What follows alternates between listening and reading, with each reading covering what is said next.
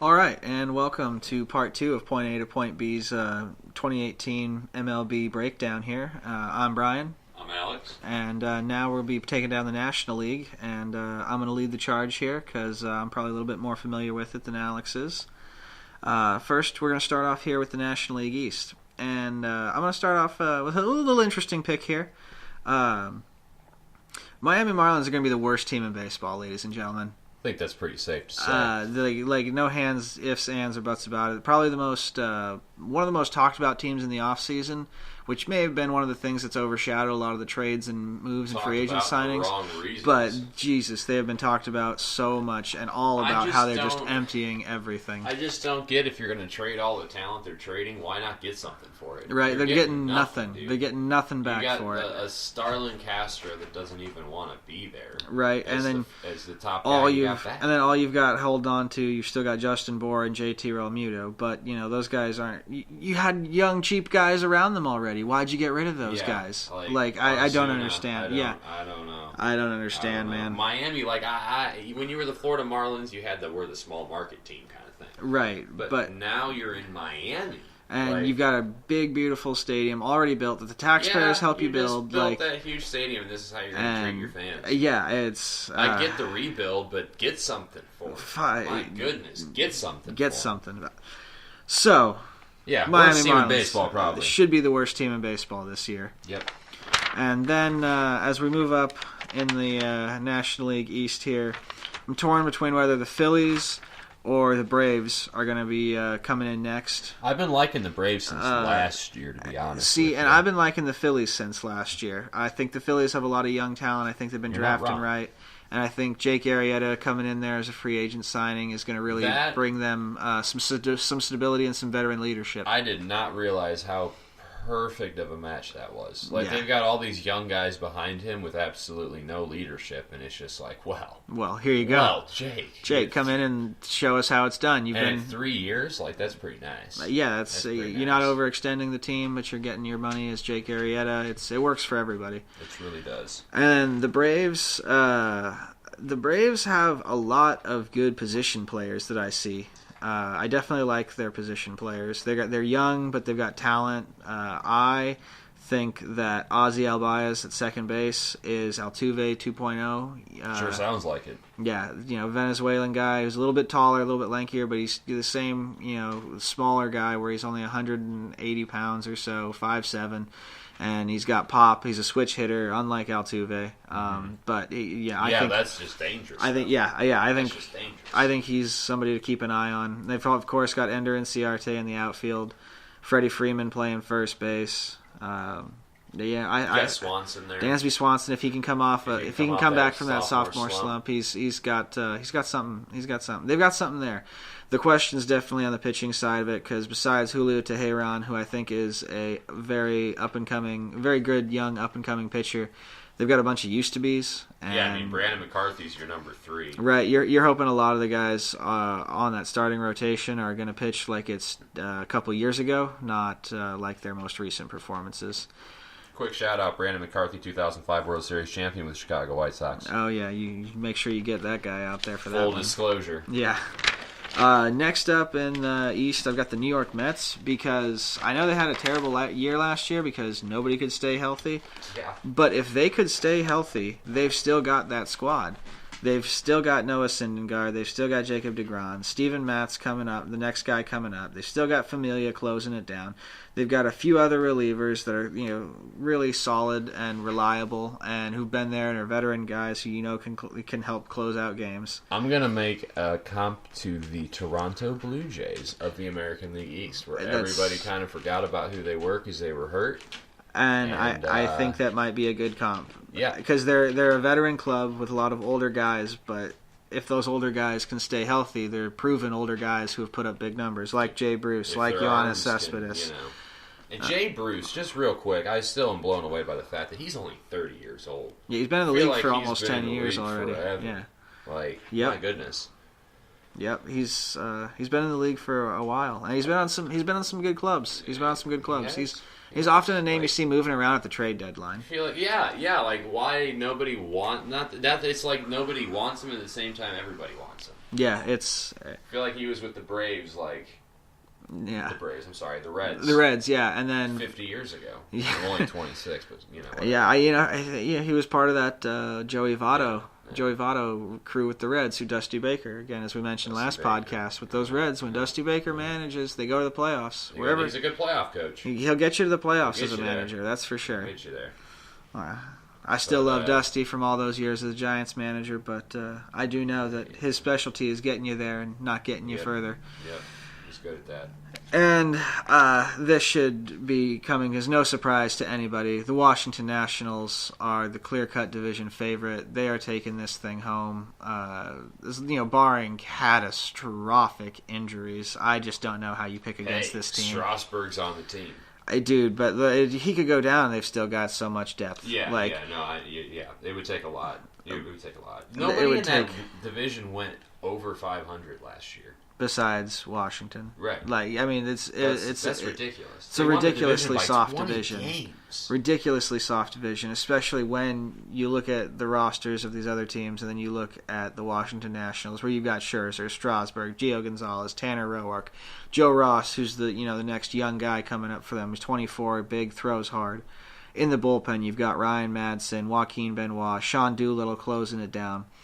The only question there is if those bullpen arms stay healthy, because some of them are older guys, and when you get into the playoffs, bullpen matters.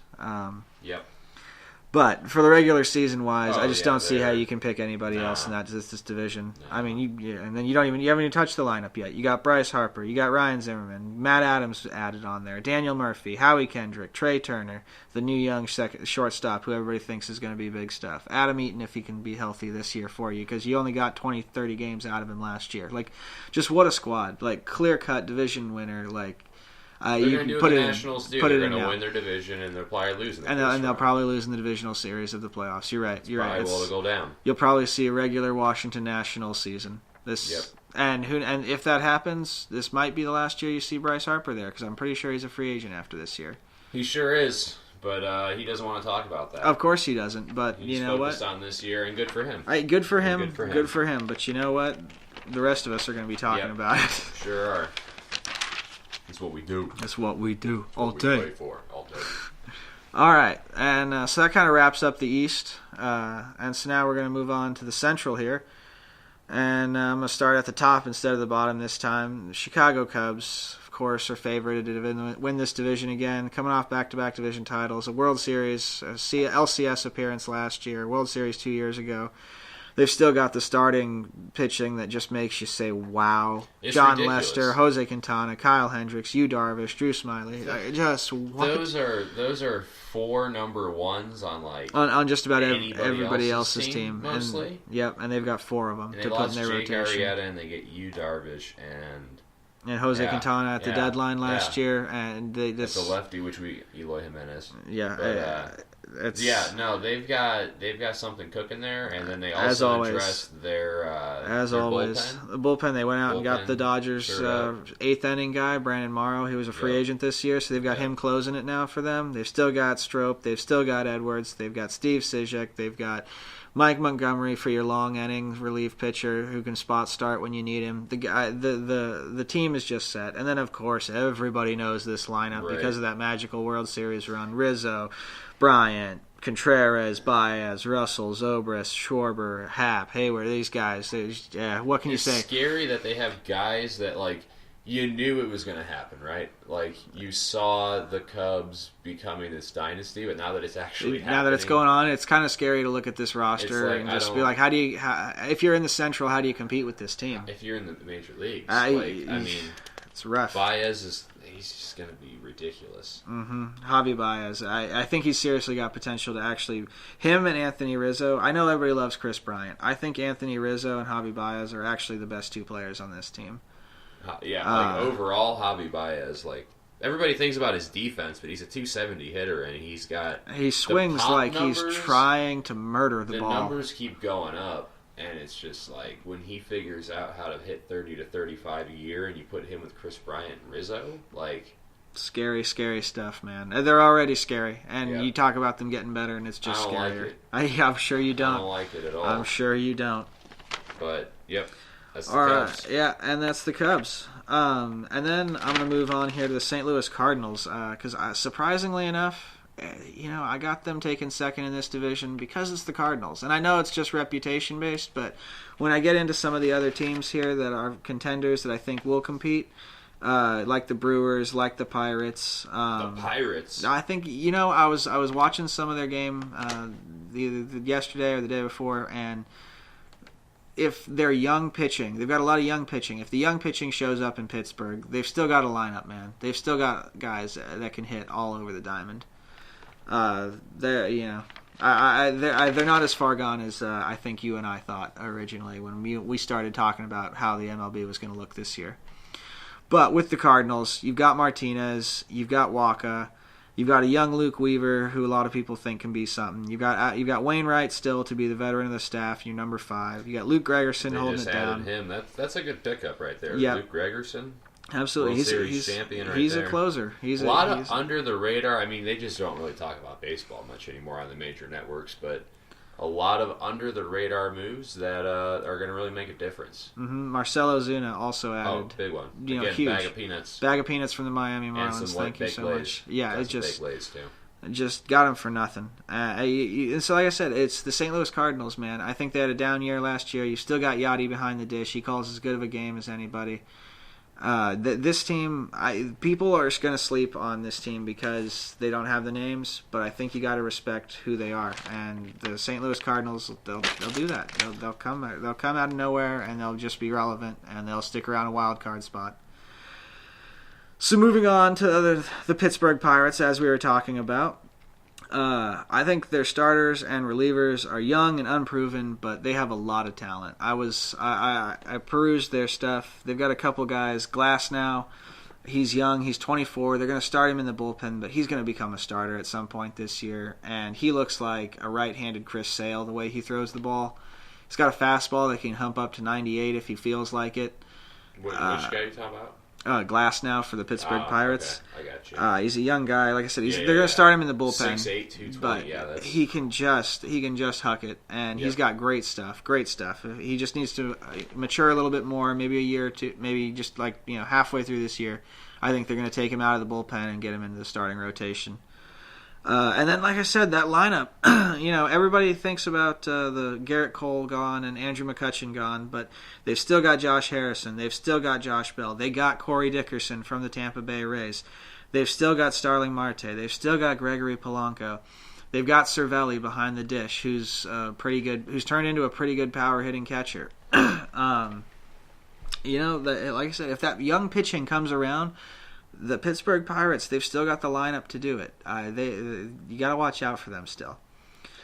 And then the very trendy pick, I think, in this division is the Milwaukee Brewers. I think a lot of people are seeing big things from them. They're definitely a wild card contender. The way they finished off last year, falling just short with a couple of the injuries that they had down the stretch to people like Jimmy Nelson and Chase Anderson. But they've got those guys back now.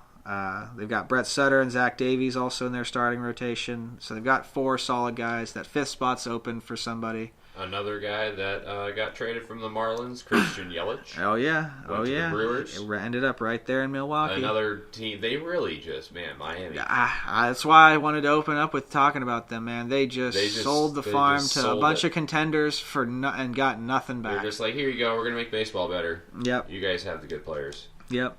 So as you were talking about, then we'll move to their lineup. You've got Christian Yelich, and you've also signed Lorenzo Cain in the offseason. So you've got a much, much more improved outfield. And you know what's important about that? They have a very, very large center field out there in Milwaukee. They do. And you got Lorenzo Cain patrolling. You're going to take away a lot of hits. You're going to take away a lot of hits with that guy now. Domingo Santana is also there now. Ryan Braun moving to first. Orlando Arcia, Jonathan Villar. The lineup is good. The lineup is there. You got Corey Kimbrell to close it down. The rest of their pen is pretty young and unproven, but it's a lot of power arms who were there last year for the stretch, for that run where they came up just short. So you think a lot of guys that have proven to themselves and at least to their team have proven that they can do this. And so, yeah, you got the Milwaukee Brewers. You got to definitely think they're a wild card contender. They've got a lot of guys in the bullpen that looks like that haven't done it for a long stretch of time. That's what I said. Yeah, they did it. They started doing it for him last year. Veterans that have had a year or two, like Matt Albers, Boone Logan. Yeah, I was just kind of going along with what you were saying there. They just, if their bullpen can hold up, I'd say they're the second place team. I think they're a second place team. Like I said, the Cardinals are my little dark horse. That's a little, like I said, and I pick them because they're the Cardinals. And bringing up the bottom of this division would be the Cincinnati Reds. Yeah. Besides Homer Bailey, they've got nothing but young and inexperienced arm, and Homer Bailey's in his 12th season, can never stay healthy, so the starting rotation is probably going to be a mess. The closing pitching and the relievers, you've got Iglesias, who's a good young power arm, kind of reminds you of Aroldis Chapman when he was there, but there's nothing else really surrounding him in that bullpen. And then in your lineup, you've got Joey Votto, you've got Scooter Gennett. Eugenio Suarez just signed his extension. I feel bad for the kid. He signed a 5-year extension, and I think the Reds are going to be coming in 4th and 5th place in that division for at least 3 out of the next 4 or 5 years. You've got to imagine they're not going to be able to make a whole lot of noise. You don't see much happening for the Reds. But they have my favorite named player. Oh, yeah. Tucker Barnhart. Starting catcher for him there. I don't know why. And he's from Indianapolis, Indiana. So, well, there you go, Alex. Close by. But, Tucker Barnhart. Him and Billy Hamilton, Adam Duvall, they're going to be holding down last place for a little while there. Yeah, they're going to be just good enough to win you 70 games or so, I think. Maybe 65. It's not looking 68 good. Last year, so just about that again probably. Yeah, you didn't see much improvement. You didn't see them make many moves. Hey, you need something to do in Cincinnati. Actually, Reds game is a very fun time, and it's very cheap. Yeah, and the ballpark's nice. It's a nice little river too. It's good. It's a good time. It's a good time. Good times, good people. Good times had by all. Yeah. All right, and so now let's start at the bottom of the National League West. Started from the bottom, division. Now we here. Oh, yeah. Is that what you're saying, Brian? Yep. So we're going to start with the San Diego Padres. They're definitely coming in last in this division. The rest of this division is stacked, ladies and gentlemen. There is just so much talent in the West. I know this division very well, being a Giants fan. And every year the Cy Young winner, even if it's not Kershaw, the Cy Young winner pretty much always comes out of this division. Which is odd, because you would just, I don't know, I feel like you associate the National League West with hitting. You know? Maybe. Not lately. Not lately. As it from an outsider. Yeah. Non-National League West fan. Outside of the Rockies, my favorite National League team, by the way. Yeah. But, But, the last 10 years, really, pitching. Pitching is what's won that division, and it's what's... I guess I just have that conception because of the Rockies. That's all. Yeah, you get that West Coast high-hitting power team. Yeah, that's about it. But, yeah, go ahead. Yeah. So the Padres are definitely coming in last in this division, ladies and gentlemen. No ace on the staff. Just a bunch of young guys. The relievers are trash. I'm sorry. The relievers are just trash. They're probably going to win 70 games this year, but they're going to not do themselves any favors winning those games. What about Kirby Yates, though? Oh, Kirby Yates, and Buddy Bauman. You mean they're not going to come true? No, they're not. I hate to say it, buddy. I'm sorry. They signed Hosmer this year, and I don't know why he decided to go there. Money, I guess. 7 years. Yeah. Margot's really their only young prospect who's I can really say look out for the guy. Will Myers still out there in outfield, but the rest of the team is just a lot of no names and nobodies and struggling. Yeah, there's other things to do in San Diego. They're going to be on the struggle bus for this one. Eric Hosmer, what do you? There he is. Yep. Wherever you go, there you are. There, that's right. And now the middle of this division is really tight. I don't know how it's going to shake out between the Giants, the Rockies, and the Diamondbacks. All three of these teams have some spots where you look at them and you say, "Oh, maybe they should be the second favorite or the wild card team that you think." But when you have a division that gave you a National League champion last year, and the two wild card teams. And it was a very exciting wild card game. That game was amazing. That was a wild game. That was a great game. Didn't go the way I wanted it to, but it was a great game. That was a great game, though. This division is just so deep. It's so stacked. The Rockies, we'll start there, I guess, with John Gray, Tyler Anderson, a bunch of other young arms who Herman just Marquez, really come Kyle on. Freeland. I'm going to help you out with this one. Yeah, it's your National Jeff League Hoffman. squad. They've got young pitching that if it finally comes through for them, they've always had the hitting. Rockies have always had the hitting, like you said. Because you've got the bullpen, you've got Octavino, you've got Ottavino, Mike Dunn, Jake McGee, and they signed Wade Davis this year. Signed Wade Davis this year. You kept Cargo around. You got Arenado, Trevor Story, Charlie Blackmon. You got Gerardo Parra. Like, the lineup's stacked. If you really want to have a good time, go to a Rockies game. Best food I've ever had at a baseball venue ever. I'm telling you, I had chocolate-covered strawberries with marshmallows. Made no sense. I didn't even think I was at a baseball game. But it's not about that. Great time, though. Great time. But they're just stacked. They're stacked. If they come through with pitching, they also have Ian Desmond, DJ LeMahieu. We know what kind of offense they have.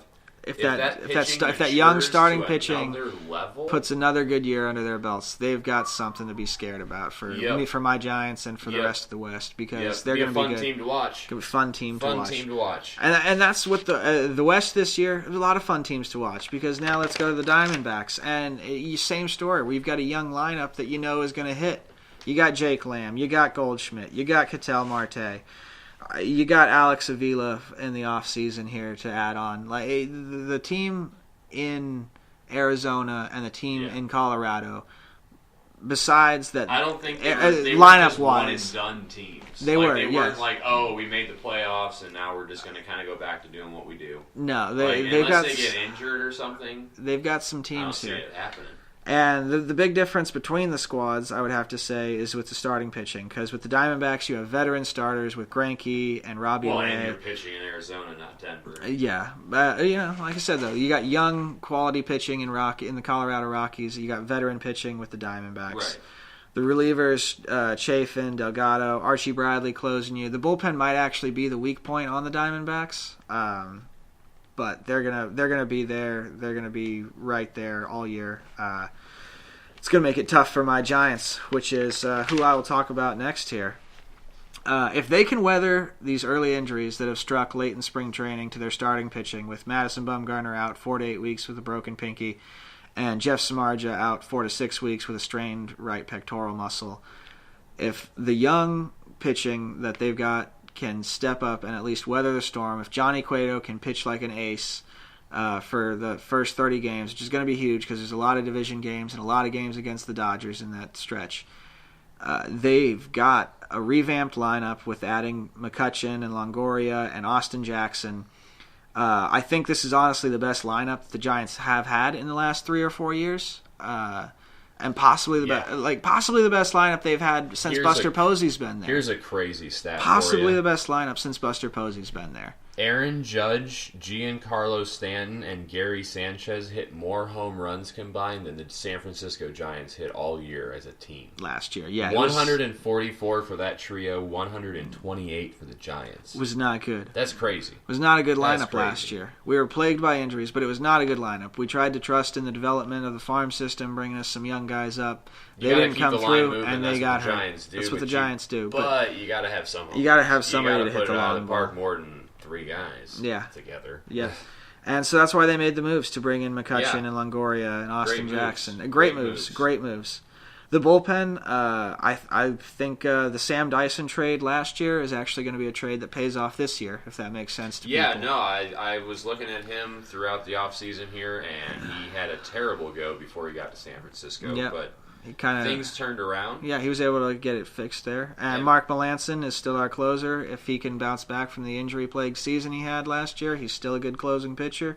And Derek Law's a young guy coming up in development I love. They've got some depth.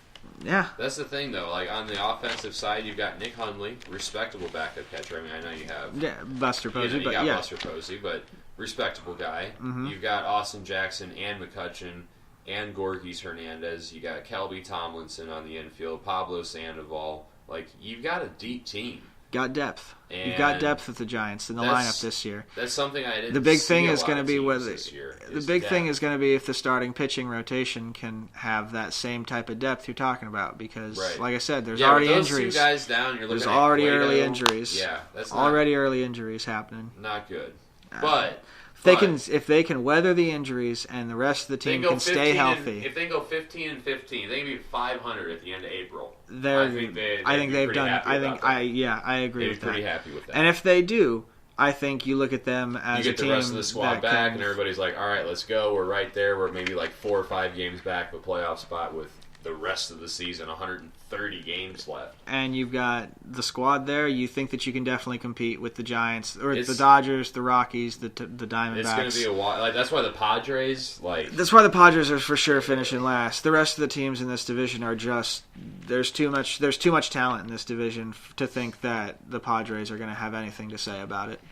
All right, Brian. So I know, of course, I know we didn't say. I'm sorry. What was going on? The last team here now. Yes. It's going to be the team that pains me the most. Dodgers.